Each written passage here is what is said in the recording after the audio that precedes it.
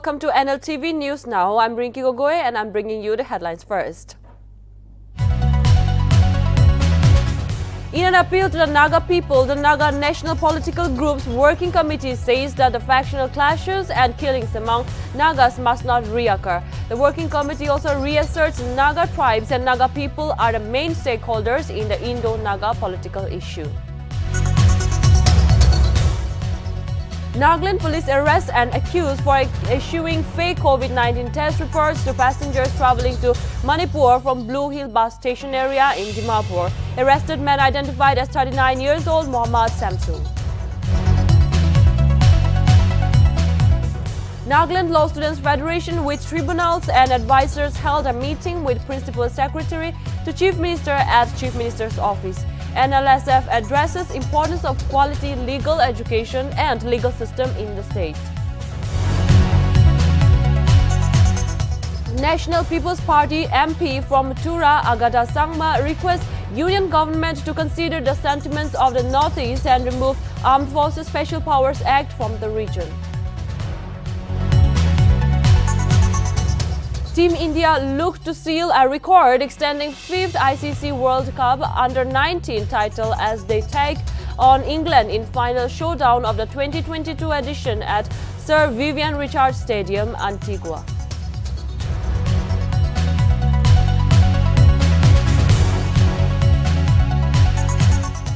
Let's see more of the news in details.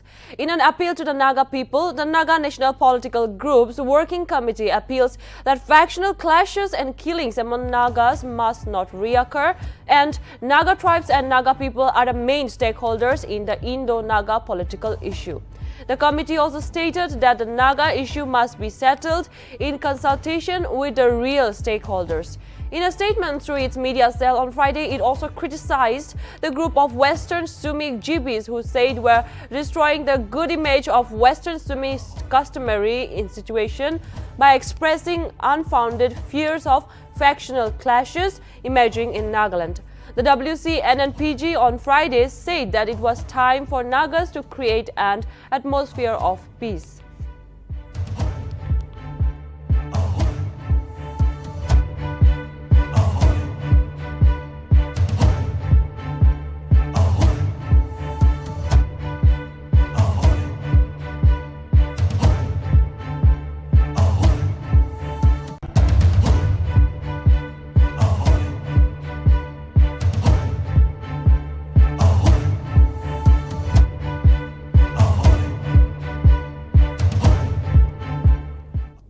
Nagaland police has arrested and accused for issuing fake COVID-19 test reports to passengers traveling to Manipur from Blue Hill bus station area in Dimapur. The arrested has been identified as 39 years old Mohammad Samsung. Meanwhile, Dimapur DCP Crime and PRO in a press release on Friday said that the police received information on the case on January 22. Following the information, a police team was sent disguised as passengers in need of negative COVID-19 test reports. Samsung, who works for IMA Travels Dimapur to Imphal, offered to arrange it on payment of Rs 500 per person within an hour. Subsequently, he was arrested and the case was registered under the Disaster Management Act 2005. The accused revealed that he used to collect Aadhaar card and money from passengers.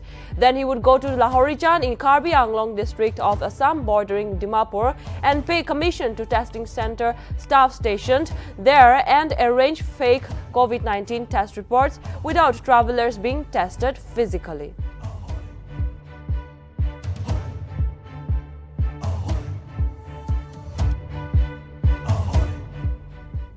Nagaland Law Students Federation on Thursday, with its learned tribunals and learned advisor, held a meeting with the Principal Secretary to Chief Minister along with his subordinate officers at Chief Minister's office. During the meeting, NLSF addressed the importance of quality legal education and legal system in the state and its vision to see many eminent legal personalities from the state, as Nagas have the potentials to emerge identifiable legal figures in the country, and that supplements the requirement of a fully functional government or public law college in the state. NLSF stated that many appeals in the nature of representation, memorandum, peaceful dharna was made to several officials, yet no importance has been given so far. Aggrieved by the non-addressal of the cause, the NLSF approached concerned authorities of the state for redressal of the legal right of the state of Nagaland to have and own their competent state law college. NLSF also submitted a representation to the Honorable Chief Minister through the Principal Secretary to Chief Minister for establishing a government or public law college in the interest of the law students in particular and the state in general.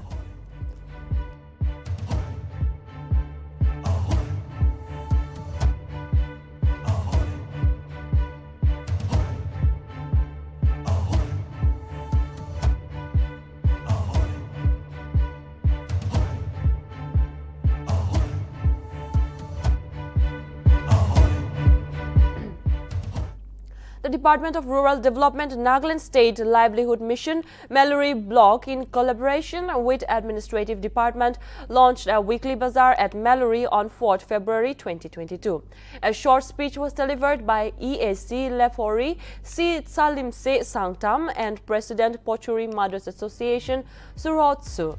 The program was initiated in order to boost and encourage local farmers of Mallory subdivision and Pochuri society as a whole. Various SHGs have been enthusiastic and efforts were given to produce agro-based products by the produce. Hence, exclusively one day in a week was scheduled for promotion and sale of the product of the SHGs. The inaugural program was also attended by the public leaders and SHGs member of Mallory Block.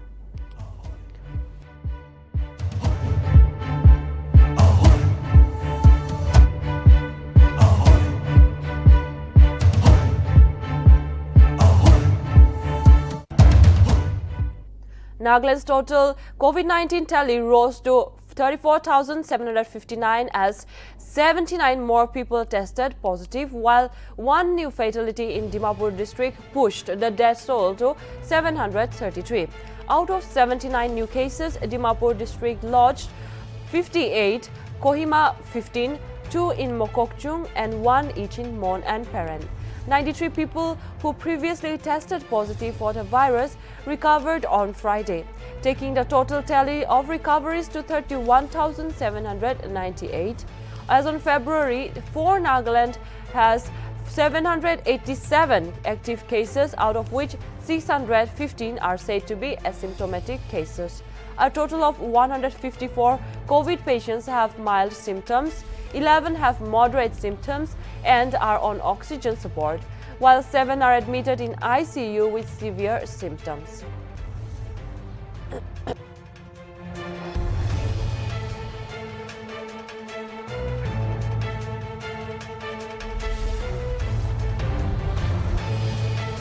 National People's Party Member of Parliament and ally of the BJP Agata Sangma, while speaking to the lower house of the Parliament on Friday, requested the Union government to consider the state sentiments of the Northeast and remove Armed Forces Special Powers Act from the Northeast. Sangma stated that she represents the northeastern states and therefore she requests the central government to consider the long-pending demand and sentiments of the people of the northeast and repeal AFSPA.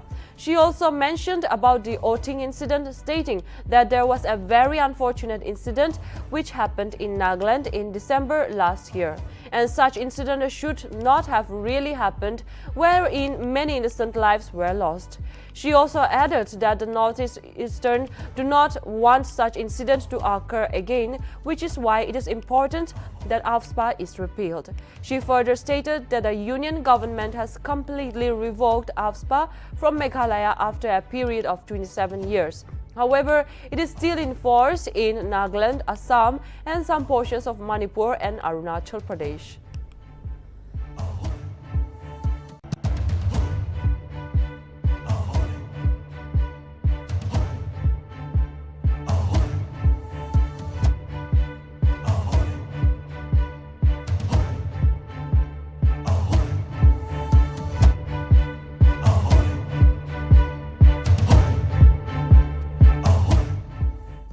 Prime Minister Narendra Modi will visit Hyderabad on Saturday to inaugurate the 216 feet tall Statue of Equality commemorating the 11th century Bhakti saint Sri Ramanujacharya at around 5 p.m. The Prime Minister will dedicate to the nation the Statue of Equality in Hyderabad. He will also participate in the 50th anniversary of the International Corps Research Institute for the Semi-Arid Tropics. Prime Minister Modi on his Twitter handle tweeted that he looked forward to being in Hyderabad today to take part in the two programs. At around 2:45 p.m., he will join the 50th anniversary celebration of the ICRIC-SAT, and at 5 p.m. he will be joining the program to inaugurate the Statue of Equality. A fitting tribute to Sri Ramanujacharya, who sacrificed the thoughts and teachings and whose sacred thoughts and teachings inspired us, and Sri Ramanujacharya promoted the idea of equality in all aspects of living, including faith, caste and creed. The statue is made of Panchaloha, a combination of 5 metals, gold, silver, brass and zinc, and is among one of the tallest metallic statues on sitting position in the world.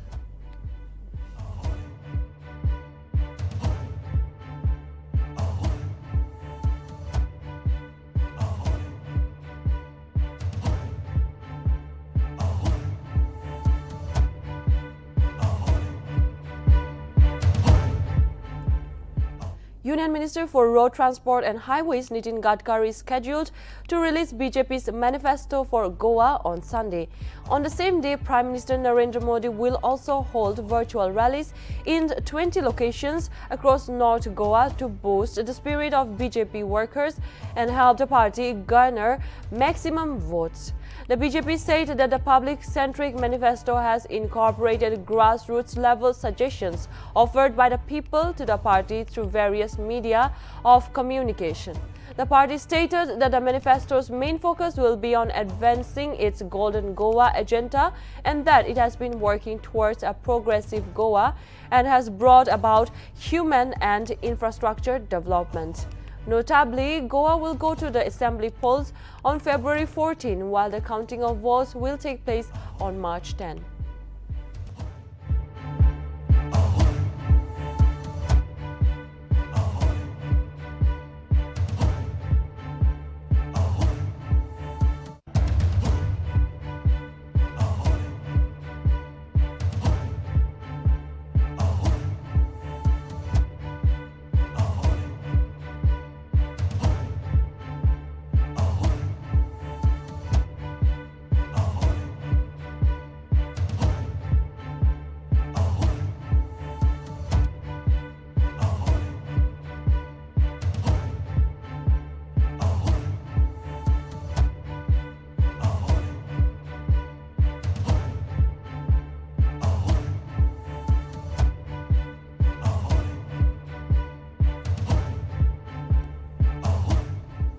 An earthquake of magnitude 5.7 on the Richter scale jolts Jammu and Kashmir on Saturday.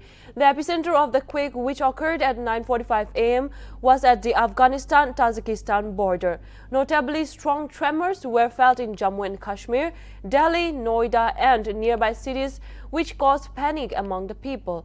According to the officials, the quake hit at a latitude of 36.34 degrees north and longitude of 71.05 degrees east at a depth of 181 kilometers.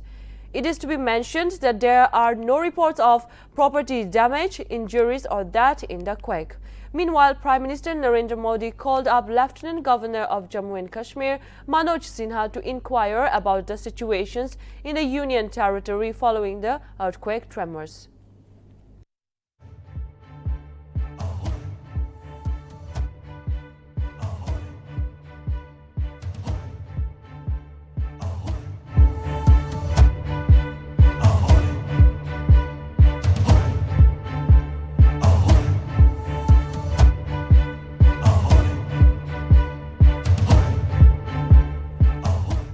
On On the occasion of the birth anniversary of Sikkim Chief Minister Prem Singh Tamang, Prime Minister Narendra Modi on Saturday took down to Twitter to extend his greetings. He wrote, "May he be blessed with a long life and best health."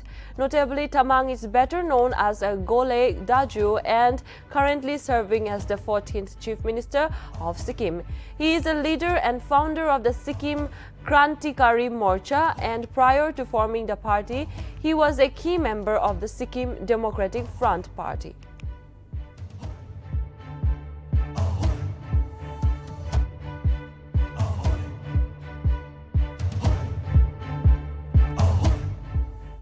India on Saturday reported 1,27,952 fresh COVID-19 cases, while the active cases stands at 13,31,648, shows the Health Ministry's data. Furthermore, a total of 2,30,814 patients recovered in the last 24 hours, taking the cumulative recoveries to 4,2,47,902. As per the Health Ministry's data, the national COVID-19 recovery rate now stands at 95.64%.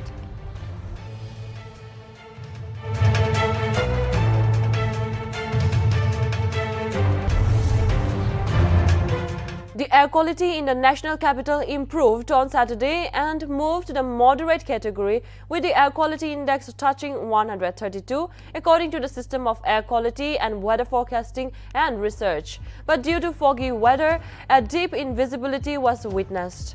Meanwhile, the air quality in the NCR also improved significantly, with Gurugram and Noida both recorded air quality in moderate categories, with an AQI of 173 and 139 respectively. Notably, the air pollution levels improved in Delhi due to rain and gusty wind that washed out particulate matters in the air.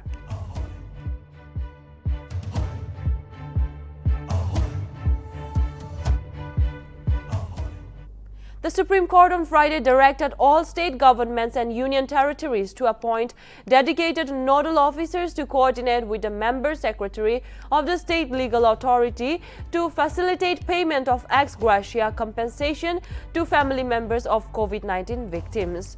Meanwhile, a bench comprising Justices M.R. Shah and B.V. Nagaratna also directed the state governments to give full particulars to the concerned SLSA within 1 week from Friday, failing which the matter shall be viewed very seriously.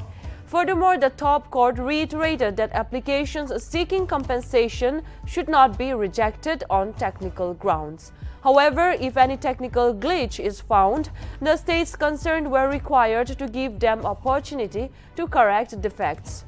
It had pulled out that state governments over the non-disbursal of Indian rupees 50,000 ex gratia to the kin or family members of those who lost their lives due to COVID-19. It said that the ex gratia should be dispersed within 30 days from the date of application.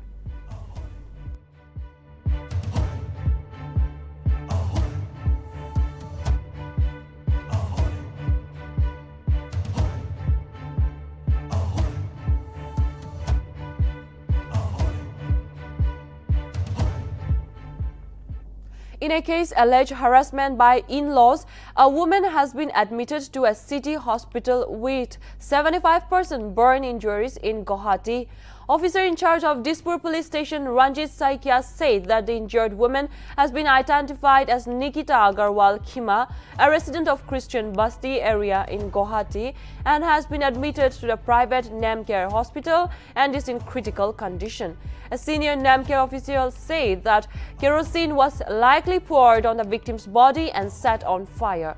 Reportedly, neighbors and security staffs of the building immediately rushed to the sleeping household after they saw smoke coming out from Khimka's apartment. Relatives of Nikita Agarwal Khimka have lodged an FIR against her in-laws at the Dispur police station in Guwahati. Nikita married Kaushik Khimka, a businessman, 3 years ago. The victim's mother said that her daughter had been undergoing severe mental harassment for the past years. Police have detained Kaushik Khimka for questioning, and FIR have been lodged under several sections of IPC.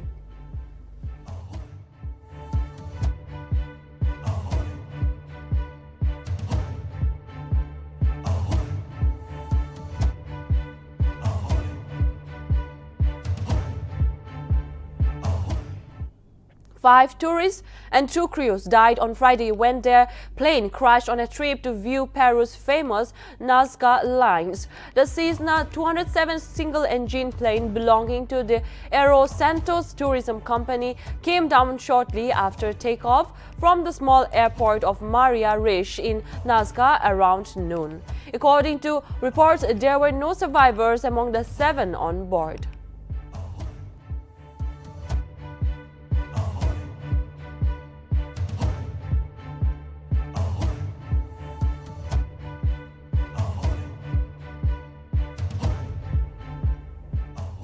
India, the most successful team in Under-19 World Cup history, will once again aim to create history when the Yash Dhul-led side takes on England in the grand finale of the 2022 edition on Saturday at the Sir Vivian Richard Stadium in North Sound, Antigua. India are looking to seal a record-extending 5th ICC Under-19 World Cup title when they take on England in the final. In 14 editions of the tournament, India have made 8 finals and won the trophy 4 times in an envious record that shows the strength of the assembly line of young cricketers in the country. On the other hand, England, who won the title for the only time in their history back in 1998, have displayed a steely confidence throughout their campaign in the West Indies.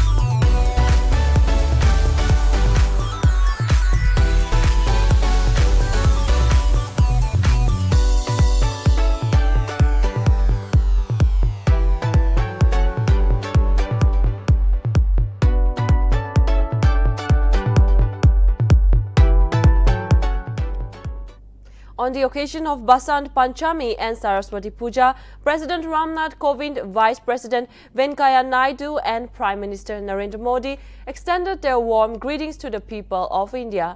The President, while taking down to Twitter, said that may the arrival of spring bring happiness, prosperity and good health in the lives of all the countrymen, and Goddess Saraswati, the goddess of learning, illuminate everyone's life with the light of knowledge. Furthermore, Prime Minister Modi tweeted saying, "May the blessings of Mother Sharda be with all of you and may Rituraj Basant bring joy to everyone's life." Meanwhile, Vice President Venkaiah Naidu congratulated the countrymen on the occasion of Basant Panchami and further wrote that many Goddess Saraswati bless everyone with knowledge, wisdom.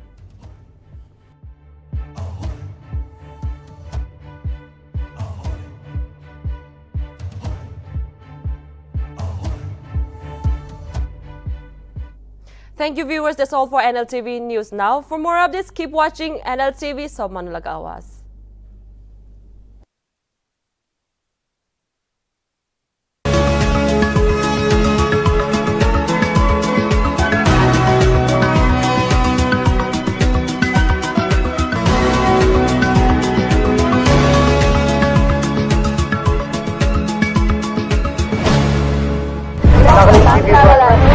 Nagaland TV, Sob Manulaga Awas. Watch us live on Jio TV and on your television sets as well. For Dimapur viewers, we are on channel number 10 in Global Chapter, and for Kohima and Mokokchung viewers, switch to channel number 138 on Hornbill Digital. For all news and updates, follow us on Facebook, Instagram, YouTube and Twitter.